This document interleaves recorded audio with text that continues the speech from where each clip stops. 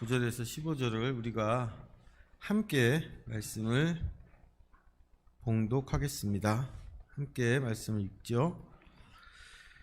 그러므로 너희는 이렇게 기도하라. 하늘에 계신 우리 아버지여, 이름이 거룩히 여김을 받으시오며 나라가 임하시오며 뜻이 하늘에서 이루어진 것 같이 땅에서도 이루어지이다. 오늘 우리에게 일용할 양식을 주시옵고 우리가 우리에게 죄 지은 자를 사하여 준 것 같이 우리 죄를 사하여 주시옵고 우리를 시험에 들게 하지 마시옵고 다만 악에서 구하시옵소서. 나라와 권세와 영광이 아버지께 영원히 있사옵나이다. 아멘. 너희가 사람의 잘못을 용서하면 너희 하늘 아버지께서도 너희 잘못을 용서하시려니와 너희가 사람의 잘못을 용서하지 아니하면 너희 아버지께서도 너희 잘못을 용서하지 아니하시리라. 아멘.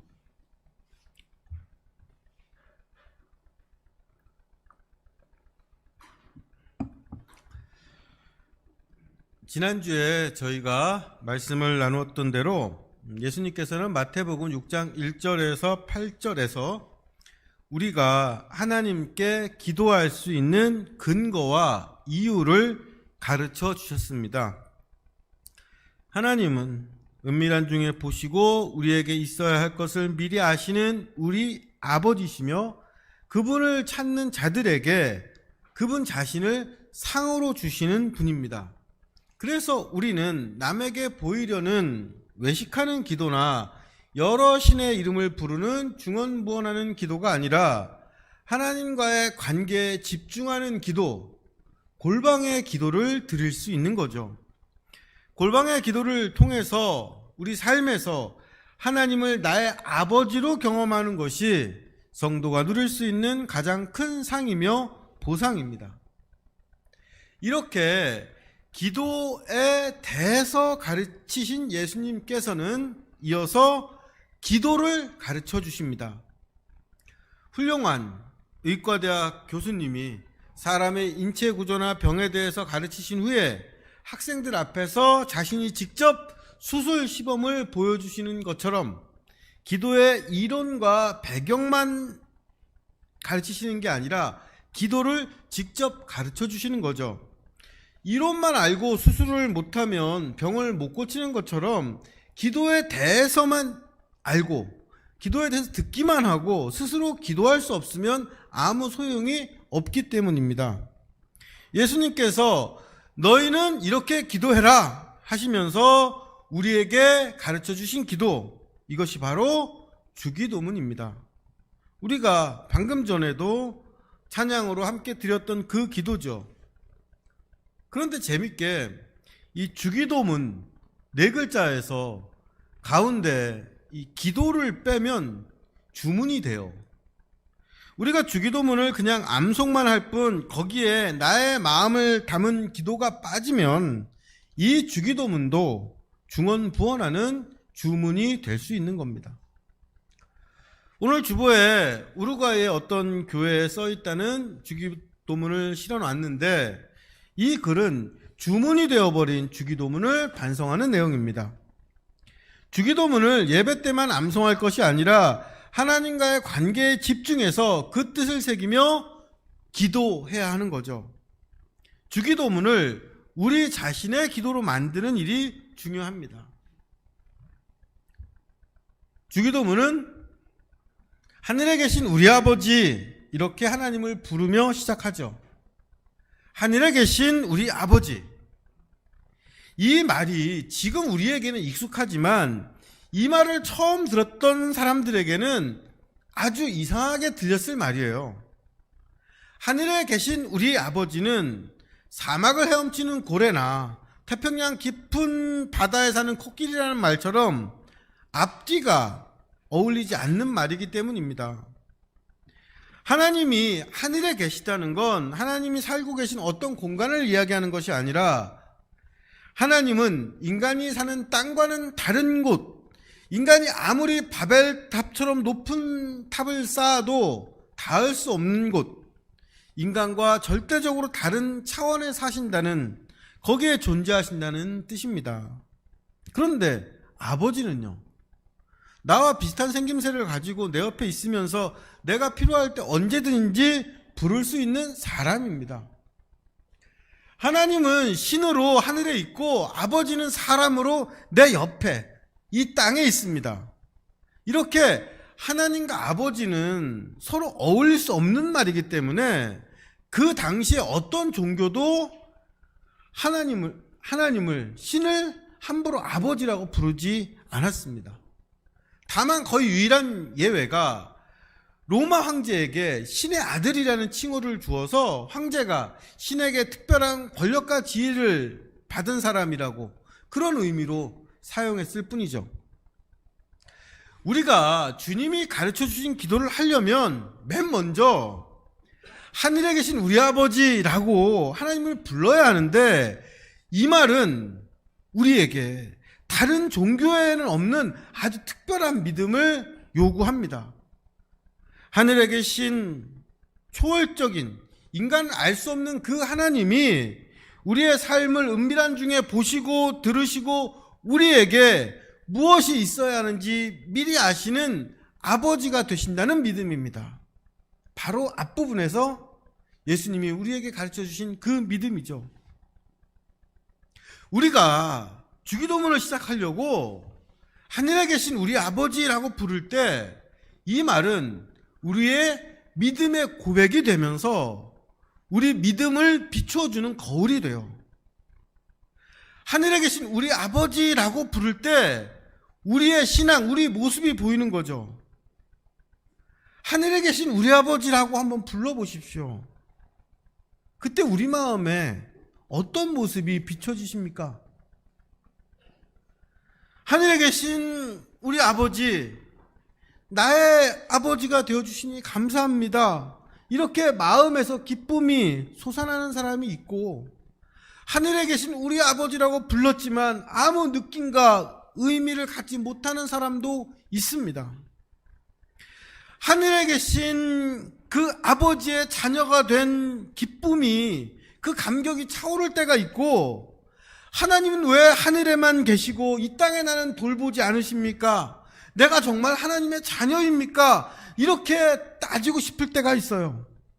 때로는 하늘에 계신 우리 아버지라고 부르면서 다른 사람에게는 다 하나님이 아버지가 되어주시는 것 같은데 나만 혼자 남겨진 고아 같아서 애통할 때가 있습니다. 또 하늘에 계신 우리 아버지라고 우리가 부를 때 하나님이 아버지 되어주시는 그 우리가 누굴까? 우리는 질문하게 됩니다. 이 당시에 예수님에게 주기도문을 처음 배웠던 그 제자들은요, 이 우리라는 이 집단 안에 여자, 어린아이, 노예, 이방인은 포함되지 않았을 거라고 생각했습니다. 왜냐하면 그들이 말하는 우리는 당연히 유대인 남자였기 때문이에요. 그러나 이 우리의 범위를 이 세상의 모든 사람으로 확장시켜 나간 것이 선교의 과정이었고 기독교의 역사였습니다. 하늘에 계신 우리 아버지는 저 멀리 하늘에 홀로 계신 하나님이 아니라 나의 아버지와 너의 아버지, 그리고 우리의 아버지로 우리와 함께 하시는 하나님이십니다. 하늘에 계신 우리 아버지라고 부를 때 우리는 하나님께 기도할 수 있는 근거이자 이유인 나와 하나님과의 관계를 알게 되고, 누가 하나님의 자녀인지, 우리가 누구인지 생각하게 되죠. 가을 하늘이 맑습니다. 이번 주에 꼭 한번 맑은 가을 하늘을 쳐다보시면서 어린 아이처럼 순수한 마음으로 하늘에 계신 우리 아버지라고 한번 불러보세요. 이렇게 하늘에 계신 아버지를 부를 때 우리 마음에 비춰지는 그 모습을 확인하는 게 기도의 시작입니다.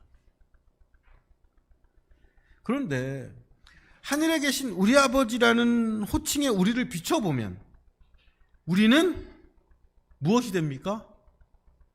땅에 있는 하나님의 자녀가 되죠. 우리 안드레봄 권호연 성도님을 보면 은우가 보여요. 그런데 반대로 은우를 이렇게 쳐다보면 그 얼굴에서 권호연 안드레봄 성도님 얼굴이 보입니다. 아무것도 모르는 사람이라도 은우를 이렇게 보면 대략 그 아빠 엄마가 어떻게 생겼겠구나 이렇게 알 수가 있죠. 왜냐하면 부모 자식 관계이기 때문입니다. 우리가 하나님의 자녀라는 건 또 어떤 뜻을 가지고 있는 걸까요? 자녀에게서 그 부모를 보는 것처럼 하나님의 자녀인 우리를 통해서 이 세상은 하늘에 계신 아버지가 어떤 분인지 알게 된다는 뜻입니다. 그래서 하늘에 계신 우리 아버지라고 부른 후에 그 자녀인 우리를 통해서 이 세상에 하나님이 알려지기를 바라는 간구를 하게 되는 거죠.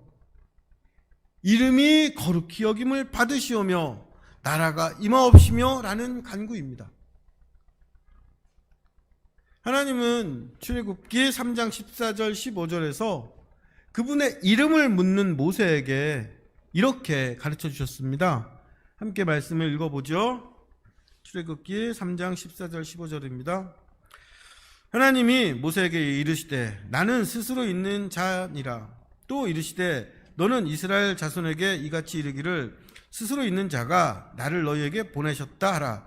하나님이 또 모세에게 이르시되 너는 이스라엘 자손에게 이같이 이르기를 너희 조상의 하나님 여호와 곧 아브라함의 하나님 이삭의 하나님 야곱의 하나님께서 나를 너희에게 보내셨다 하라. 이는 나의 영원한 이름이요 대대로 기억할 나의 칭언이라. 이름을 가르쳐 주십시오라고 말하는 모세에게 하나님은 나는 스스로 있는 자다. 그리고 나는 아브라함과 이삭과 야곱의 하나님이다. 이렇게 그분에 대해서 가르쳐 주시면서 그 이름을 여호와라고 알려주십니다. 또 하나님께서는 출애굽기 6장 2절 5절에서 그분의 이름인 여호와에 대해서 이렇게 말씀을 하세요. 하나님이 모세에게 말씀하여 이르시되 나는 여호와니라. 내가 아브라함과 이삭과 야곱에게 전능의 하나님으로 나타났으나 나의 이름을 여호와로는 그들에게 알리지 아니하였고 가나안 땅 곧 그들이 거류하는 땅을 그들에게 주기로 그들과 언약하였더니 이제 애굽 사람이 종으로 삼은 이스라엘 자손의 신음소리를 내가 듣고 나의 언약을 기억하노라. 이름을 붙일 수도 없고 함부로 그 이름을 부를 수도 없는 그 하나님께서 그분의 이름을 스스로 있는 자이며 아브라함의 하나님, 이삭의 하나님, 야곱의 하나님으로 알려주셨습니다. 하나님은 스스로 있는 자라는, 인간은 절대 알 수 없는 큰 신비지만 동시에 아브라함, 이삭, 야곱이라는 구체적인 사람들과 연결되어 있다는 것이 여호와 하나님이라는 이름에 나타납니다. 그리고 하나님께서는 이 여호와의 이름으로 언약을 하시고 이집트의 노예로 고통받는 이스라엘 백성들의 신음을 들으시고 그들을 해방시키셔서 자기 백성으로 삼아주시고 그들을 통해서 이 땅에 하나님의 통치, 하나님의 나라가 오게 하십니다. 이름이 거룩히 여김을 받으시오며 나라가 임하옵시며 라고 우리가 기도할 때 우리는 여호와 하나님이 여러 신들 중에 하나가 아니라 스스로 있는 자, 나는 나이신 유일하신 하나님이신 걸 고백합니다. 그리고 이 유일하신 하나님께서 이 땅의 신음을 들으시고 구원하시고 다스리셔서 그분의 이름을 온 세상에 드러내시고 하나님의 나라가 이 땅에 오게 하실 것을 믿고 간구합니다. 이것이 하늘에서 이미 이루어져 있으며 이 땅에서 이루어 나가실 하나님의 뜻입니다. 하늘에서 이미 하나님의 뜻이 이루어졌습니다. 하늘에서 하나님께서 이미 이루신 뜻, 하나님의 계획과 의지를 우리는 흔히 예정이라고 해요. 하나님께서는 이 땅에서 그분의 이름을 거룩하게 알리시고 그 나라를 임하게 하실 것을 예정하셨습니다. 그런데 그 뜻을 그분의 백성들을 통해서, 그분의 자녀들을 통해서, 그들이 드리는 기도와 헌신을 통해서 이루시는 것이 또한 하나님의 예정입니다. 이름이 거룩히 여김을 받으시오며 나라가 임하옵시며 뜻이 하늘에서 이루어진 것처럼 땅에서도 이루어지게 하소서. 이것은 이 땅에 하나님의 거룩한 이름이 전해지고 하나님의 나라가 오며 하나님의 뜻이 이루어지도록 하나님을 아버지라고 부르는 우리를 그 일에 사용해달라는 강구입니다. 우리는 이 기도를 통해서 하나님의 이름으로 다른 사람을 차별하고 억압하고 하나님의 이름으로 불법과 부패를 행해서 그 이름이 조롱거리가 된 이 세상의 현실을 아뢰면서 이 땅에서 일어나는 전쟁과 폭력, 고통과 슬픔을 고발할 수 있습니다. 또 하나님의 뜻이 무엇인지 알 수 없는 혼란 속에서도 하나님을 아버지라고 부르는 우리가 하나님의 자녀로서 하나님의 이름으로 약속하신 평화와 생명의 기쁜 소식을 전하도록 필요한 지혜와 힘과 용기를 달라고 기도할 수 있죠. 특별히 이 시대에 우리가 이 구절로 함께 기도할 것이 있습니다. 바로 기후위기, 이 땅의 생태계를 위한 기도입니다. 어제 9월 24일 많은 분들이 모여서 9.24 기후정의 행진을 했습니다. 기독교는 지금 이 땅이 이렇게 지나가고 새하늘과 새 땅이 온다는 종말론을 가지고 있어요. 이런 종말론의 비전은 기독교인들에게 어떤 고난이나 어려움에도 희망을 잃지 않게 하는 그런 놀라운 힘을 주지만 또 한편으로는 옛 세상은 지나가 버릴 거니까 종말은 인간의 힘으로 막을 수 없다, 이런 비관과 포기를 가져오게 합니다. 또 어떤 분은 종말이 오면 어때? 우리는 더 좋은 천국에 갈 텐데, 이러면서 이 세상의 위기와 우리는 상관없는 것처럼 말하기도 해요. 그런데 기후위기, 이 생태계의 문제는 어느 날 갑자기 오는 종말이 아니에요. 수십 년, 수백 년에 걸쳐서 인간의 목을 서서히 졸라 죽이는 가난하고 약한 사람들과 미래 세대를 더욱 불평등하고 고통스럽게 만드는 지독하게 악한 일입니다.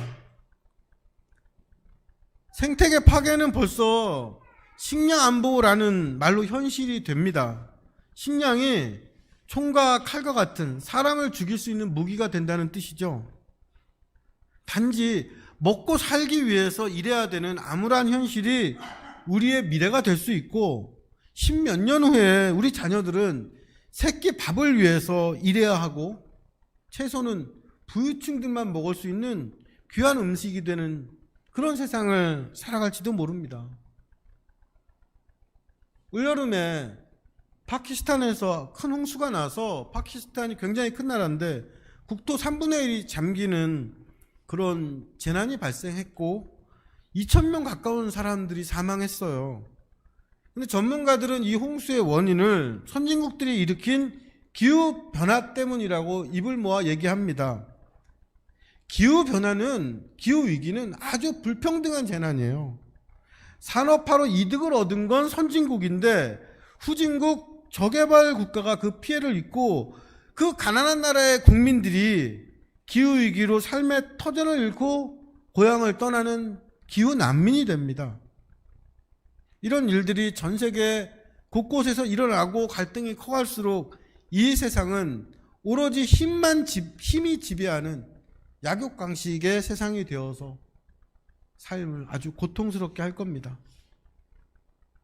가난한 사람들이 더 가난해지고 약한 사람들이 더 아프게 고통받는 것, 결코 하나님의 뜻이 아닙니다. 그래서 교회와 성도는 이 기후 문제를 종말의 문제가 아니라 이웃사랑의 문제로 이해하고 받아들여야 됩니다.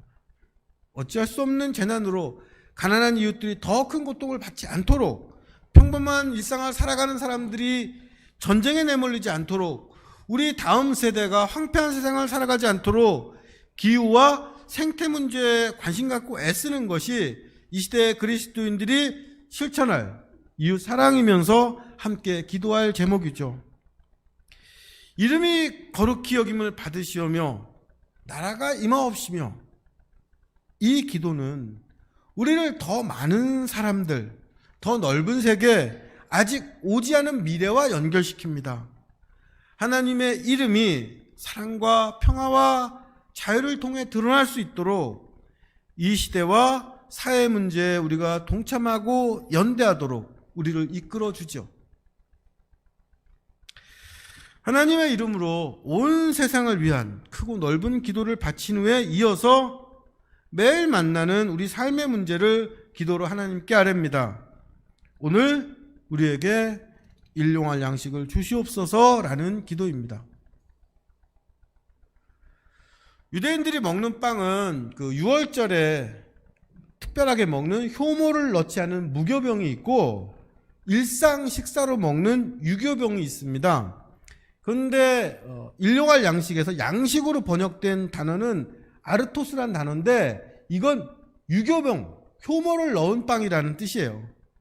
요거를 한국적인 정서로 번역을 하면은 밥 한 끼입니다. 그런데 여기서 일용할로 번역된 요 단어를 좀 주의 깊게 볼 필요가 있는데, 일용할로 번역된 이 단어 원어는 에피우스라는 단어인데, 이 단어에는 뜻이 두 가지가 있어요. 하나는 꼭 필요한 이라는 뜻이 있고, 또 하나는 내일에라는 뜻이 있습니다. 우리말로 번역할 때는 꼭 필요한 이라는 뜻을 살려서 하루에 필요한, 하루치에 이런 뜻을 가진 일용한으로 번역을 했죠. 하나님께서 출애굽한 이스라엘 백성들이 굶어 죽지 않도록 광야에서 하루치 만나를 주셨던 것처럼 우리들에게도 살아가는데 꼭 필요한 것들을 하루하루 공급해달라는 의미입니다. 먹고 사는 게 가장 중요한 삶의 문제였을 때 오늘 필요한 밥 한 끼는 아주 중요한 문제였고 간절한 기도였습니다. 사춘기 접어든 우리 아들이 요즘 밥을 많이 먹기 시작했는데, 이 아이가 배고프지 않도록 밥을 좀 주세요. 내일 하루 종일 밭에 나가서 밭을 갈아야 되는데 일할 수 있는 힘을 얻을 수 있게 밥 한 끼 먹고 일 나갈 수 있게 해주십시오. 하나님께서 나그네를 잘 대접하라고 하셨는데, 이 나그네를 대접하려면 내가 굶습니다. 이 나그네에게 줄 수 있는 밥 한 그릇만 더 주세요. 이렇게 우리는 아버지 되신 하나님께 우리 삶에 가장 필요한 밥 한 끼, 일용할 양식을 간구할 수 있습니다.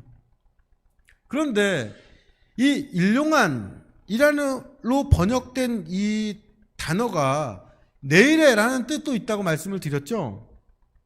이 기도가 오늘 우리에게 내일의 양식을 주시옵소서라고도 해석할 수 있는 거예요. 우리는 하나님의 자녀로서 내일의 양식을 간구할 수 있습니다. 하나님의 나라는 아직 오지 않아서 우리는 하나님의 양식, 하나님이 주시는 생명의 떡을 온전히 먹지를 못해요. 하지만 하나님의 자녀는 아직 오지 않은 내일의 양식, 아직 오지 않은 하나님 나라의 생명의 떡을 오늘 여기서 맛보고 그 하나님 나라의 기쁨을 누릴 수 있는 특권이 있습니다. 이렇게 해석했을 때 이 기도는 아직 오지 않은 하나님 나라의 생명을 오늘 여기서 구체적으로 경험할 수 있게 해달라는 기도가 됩니다. 일용할 양식으로 해석을 하든 내일의 양식으로 해석을 하든 여기서 중요한 건 떡, 양식, 밥 한 끼라는 우리 삶에 꼭 필요한 구체적인 현실입니다. 우리에게 필요한 것들이 있죠. 돈, 집, 직장, 뭐 이런 물질적인 삶의 조건들이 필요하고, 지금은 밥 한 끼를 두고 기도하는 사람 없는 것 같지만 주변에는 여전히 하루 한 끼를 걱정하는 이웃들이 있습니다. 또 한편으로는 물질적인 조건과 상관없이 영혼의 배고픔으로 매일이 괴로운 사람들이 있습니다.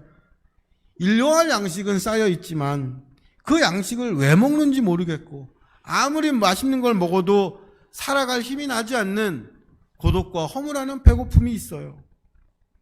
오늘 우리에게 일용할 양식을 주시옵소서 기도할 때 우리는 우리의 물질적인 필요와 결핍뿐 아니라 먹어도 배부르지 않는 영혼의 허기를 하나님께 고백할 수 있습니다. 예수님께서 오늘 나에게 일용할 양식을 달라 이렇게 기도하라고 하지 않으시고 오늘 우리에게 일용할 양식을 달라 이렇게 기도하라고 하십니다. 나의 경제적인 어려움과 삶의 부족함을 하나님께 간구하되 내 이웃의 가난과 결핍도 채워주시길 기도해야 하는 겁니다. 제 경험상 오늘 우리에게 일용할 양식을 주시옵소서 이 기도를 오늘 우리의 배고픔을 채워주세요 라고 바꾸고 거기에 어떤 사람의 이름을 이렇게 넣어서 기도를 하면 훨씬 더 구체적으로 기도할 수 있습니다.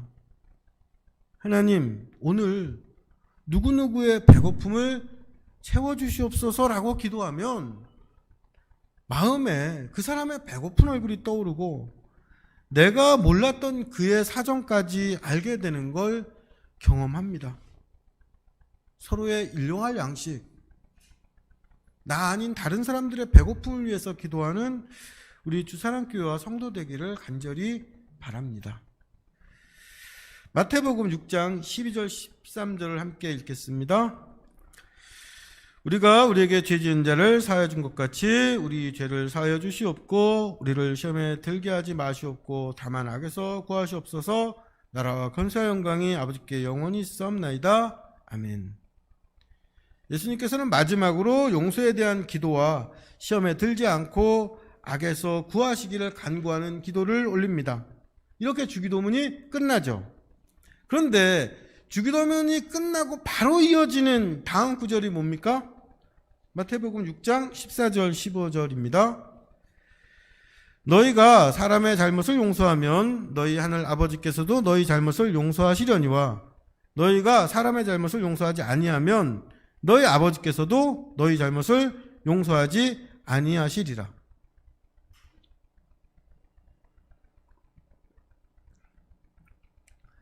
예수님께서 우리에게 죄 지은 자를 용서하는 것처럼 우리의 죄를 용서해달라는 기도를 하라고 가르치셨는데 그 바로 다음에 반복해서 다른 사람의 잘못을 용서하는 일에 대한 설명이 나오죠.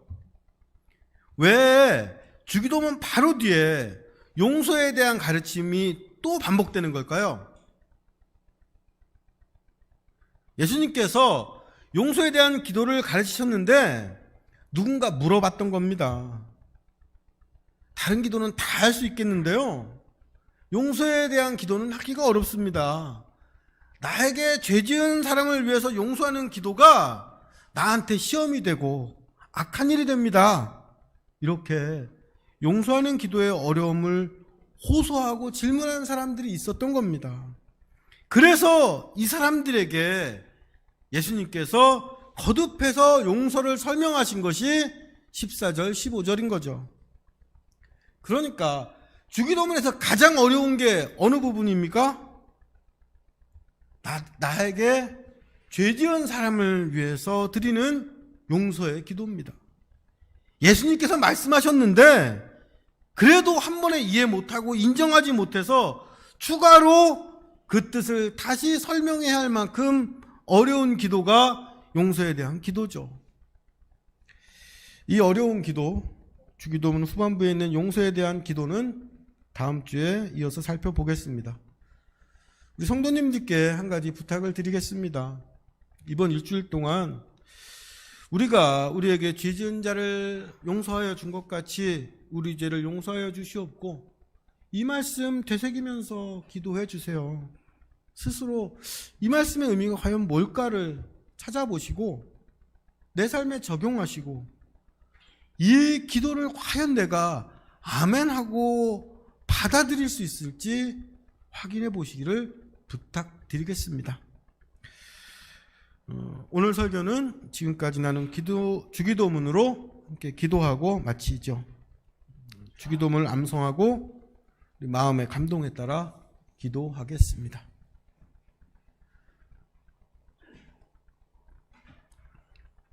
하늘에 계신 우리 아버지, 하나님의 이름을 부르는 우리에게 하늘에 계신 하나님이 우리 아버지시며 이 땅에 사는 우리는 하나님의 자녀라는 그 믿음 주시기를 간구합니다.